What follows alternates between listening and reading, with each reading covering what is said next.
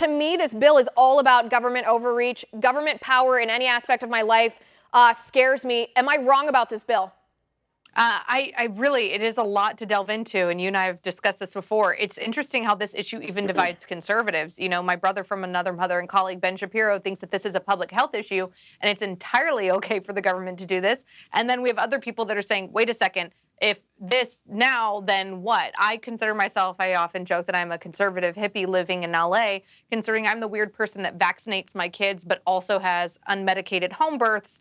And it does, I think my biggest problem with this bill is much like a lot of people don't realize that if you have a hospital birth in the state of California, the government is keeping a database of the blood that is drawn at that public hospital of your child. They have their DNA on file. As we saw with the Golden State Killer, this is something that they were able to utilize to catch the guy, but the weird part there is that they didn't really have a warrant to do so. So I think that your point about vaccines and the government looking at your personal medical records is something that is very valid and a concern, considering the state of California has overreached, I think, in other areas of personal privacy as well. Yeah, almost every other area. I mean, as a conservative living in California, you and I share this view. I'm not sure there's anything we would trust to the California state government. They have absolutely insane laws here.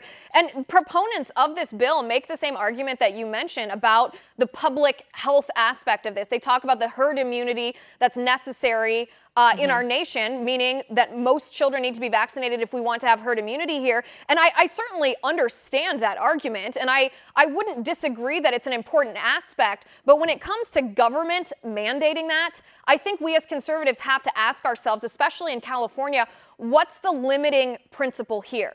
And if we conservatives are limited government oriented, you know, where could this stop? It seems to me this is the same argument that people on the left make about guns. They say it's a public health issue and everybody should be denied their right to keep and bear arms because some people are harmed by it.